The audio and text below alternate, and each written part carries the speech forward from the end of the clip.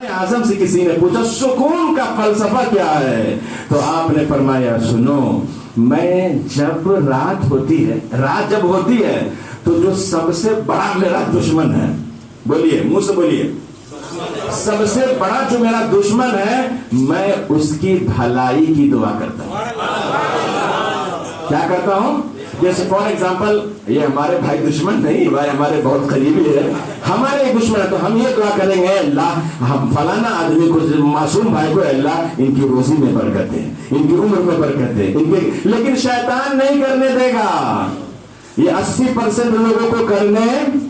इससे होता क्या है, तसव्वुफ में इससे नफ्स को मारा जाता है। क्या किया जाता है? अगर आपने कर लिया अपने दुश्मन के लिए, अगर आपने दुआ कर लिया तो गोया के आपका कंट्रोल नफ्स पर हो गया, नफ्स का कंट्रोल आप पर नहीं हुआ।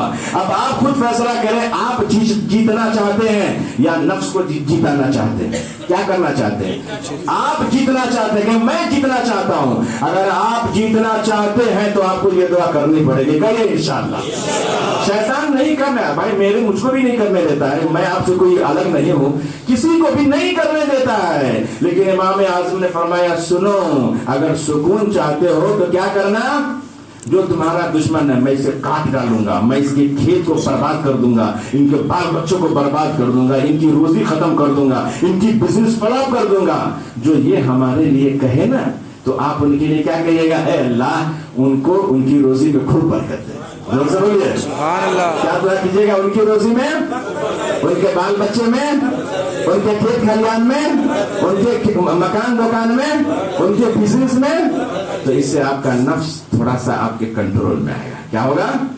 कंट्रोल में आएगा। नंबर 1 सुकून का एक फलसफा जो इमाम आज़म ने कहा। नंबर 2 इमाम आज़म ने फरमाया कि कोई मेरे पास किसी की शिकायत करता था, अरे मासूम भाई आपके खिलाफ बोल रहे हैं, आपके खिलाफ बिल्डिंग लगा रहे हैं, आपको हटाना चाहते। फॉर एग्जाम्पल कि कोई मेरे पास किसी की शिकायत करता तो मैं ये कहता चुप चुप चुप खामोश रहो, ये शिकायत जो मुझसे कर रहे हो क्या मेरे में वो चीजें हैं मैं दूर कर दूंगा तो होगा, या जिसके अंदर वो खराबी है वो ना दूर करेगा उस खराबी को?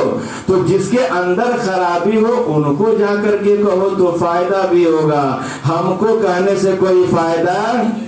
तो आप फरमाते थे ना मैं किसी की गीबत सुनता हूं और ना करता हूं, कहिए जोर से सुभान अल्लाह। ना तो मैं किसी की गीबत करता हूं और ना सुनता हूं। कभी करता तो नहीं लेकिन सुनने में मजा आता। हाँ, एक चीज हमको पता चल गई, एक उसका लूज पॉइंट हमको मालूम हो गया। अरे पॉइंट मालूम नहीं हुआ, तुम्हारा ज़हन है ना वो बोझल हो गया। एक चीज जो खाली थी, इम्पटी थी, उसमें तुम्हारे लिए नबूसत भर गई। तो 2 चीज है। कितनी चीज है? 2। अगर आप वाकई तसव्वुफ में कदम रखना चाहते हैं, ये तसव्वुफ का दर्स है, ये अगर आप वाकई कदम रखना चाहते हैं और पीसफुल लाइफ जीना चाहते हैं तो इन 2 चीजों पे अमल कर लीजिए, कहिए इंशाअल्लाह।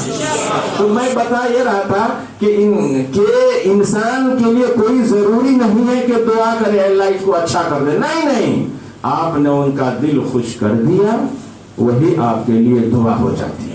और कभी भी ये करे कि आप अगर अपने दुश्मन के लिए जो दुआ करेंगे ना, वो दुआ उसके लिए तो है ही, वो दुआ किसके लिए होगी? आपके लिए भी होगी ना, मेरे लिए भी होगी। जो दुआ आप अपने दुश्मन के लिए कर रहे हैं वो दुआ सिर्फ उसी के लिए नहीं है, वो किसके लिए है? आपके लिए भी है। हदीस शरीफ में है कि मैं यनसुर अखा यनसुरुल्लाह, कि जो अपने भाई की मदद करता है, दुआ करता है, अल्लाह ताला वो दुआ अपने बंदे में भी कबूल फरमा देता है।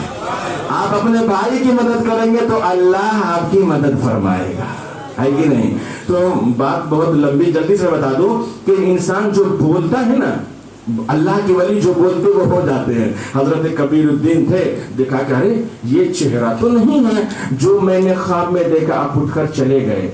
हजरत चिराग हिंद को नागवार गुजरा कि मेरे मजलिस से ये चला गया, कौन है? कहा कि फलाना मौलाना साहब है, वो मुरीद होने के लिए आए थे, लेकिन उन्होंने जो ख्वाब में चेहरा देखा था वो आपको नहीं पाया, इसलिए वो चले गए दूसरी खानकाह में।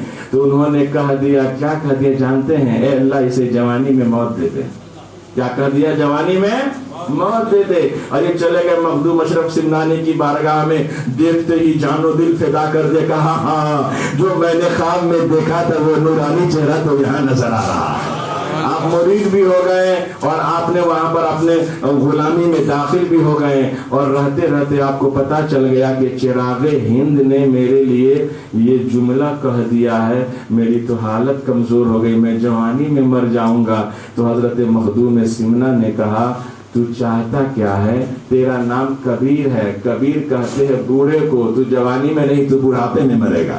ادھر کہا جوانی میں، ادھر کہا بڑھاپے میں۔ اور اب پاور دیکھیے کبھی کبھی مرید میں پاور نہیں ہوتا ہے، مرید کے پیر میں بھی پاور نہیں ہوتا ہے، لیکن یہ سلسلہ اوپر تک چلے جائیے، اگر اوپر میں کسی پیر میں اگر کوئی کمال رہے گا تو اللہ تعالیٰ اس کی برکت سے نیچے والے مرید میں بھی وہ کمال پیدا کر دے گا۔ کبھی ہمارا پیر کمزور رہے گا اور اس کا بھی پیر کمزور، لیکن اس کا جو اوپر والا رہتا ہے وہ پاورفل رہتا ہے، اس کا اثر یہ سارے نیچے والے کو بھی ملا کرتا ہے۔ اب مخدوم اشرف سمنانی نے کہا مولانا کبیر الدین سے تم کیا چاہتے ہو؟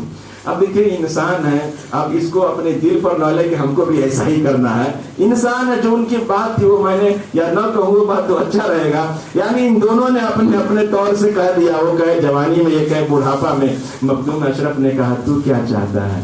تو انہوں نے کہہ دیا کہ انہوں نے جو دعا میں جو جملہ میرے لیے کہا ہے یہ ان کے لیے بھی ہو جائے، یعنی وہ بھی جوانی میں مر جائے۔ کیا سمجھے؟ جو جملہ انہوں نے میرے لیے کہا ہے وہ ان کے حق میں بھی قبول ہو جائے۔ تو ایسا ہی ہوا، دونوں جوانی میں دنیا سے چلے گئے۔ حضرت کبیر کے بارے میں آتا 25 سال کی عمر ہے، 25 سال میں آپ کی داڑھی کے بال اور سر کے بال سب سفید ہو گئے، لاٹھی بھی پکڑ لی، جھک بھی گئے، یعنی جو بڑھاپے میں جو کیفیت ہوتی ہے اللہ تعالیٰ نے وہ آپ کی جوانی ہی میں کر دیا۔ ایک طرح سے آپ جوان بھی ہیں، دوسری جانب سے آپ بوڑھے بھی ہیں۔